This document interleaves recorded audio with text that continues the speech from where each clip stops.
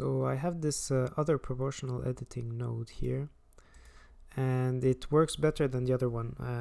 So for example here, if I just move my object here, I can edit whatever I want, and it works better because I can see basically everything here. I can see the editing zone, which I can increase here to any number I want.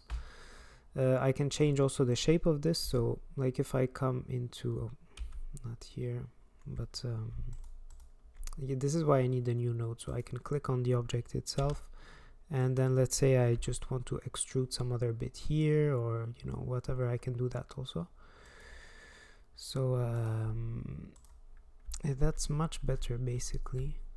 So yeah, let me get out of here.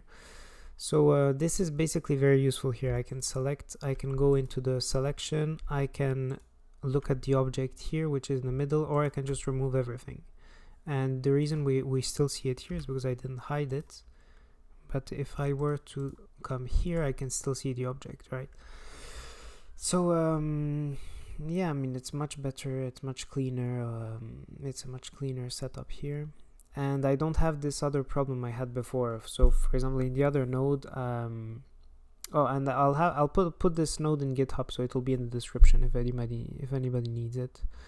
Yeah, well, these things are useful here to see whatever you need to see, but I forgot to mention the geometry. This thing, you have to plug it through here, and then you get your output here, which obviously you connect to the output of the whole project, or wherever you need it. So as I said, the radius, we can change the radius here.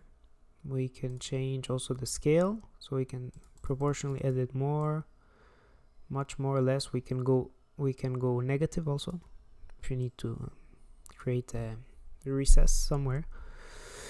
And obviously we can select also. So for example, let me select so I made this other selection tool here, but if I were to select, I don't know, some area. So here, for example, I'll do this. I'll select this here,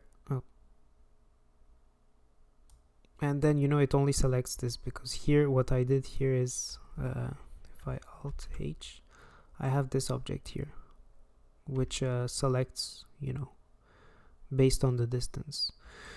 But you could select anything. I mean, you don't have to select this necessarily. You can, I don't know, select position, for example, input, where is that?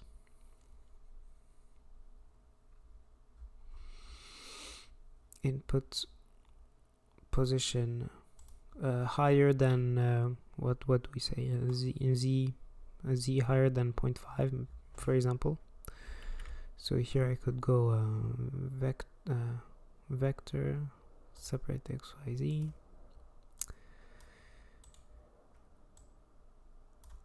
and let's say z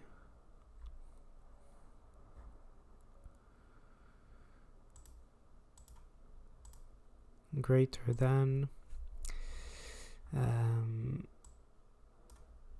some value here. What would be the middle of here? It would be, I think it would be close to 0.1. yes, no, to 1. So here, if I select this, then you see it only selected those parts here. So it's a useful. We're selecting vertices, obviously. If you need to select faces, just I'll do another video for that, but you just have to use the capture attribute node, and if you pass it through the I'll do that video later. And then the next thing I wanted to see here is the exponent. So if we increase this to like 3, for example, instead of having a rounded and then we increase this by, I don't know, like 100, for example. No, let's go 200, let's go 300. Then we can have a much sharper edit here. So basically this is the proportional editing node. I'll make another video for the other nodes I need to update also.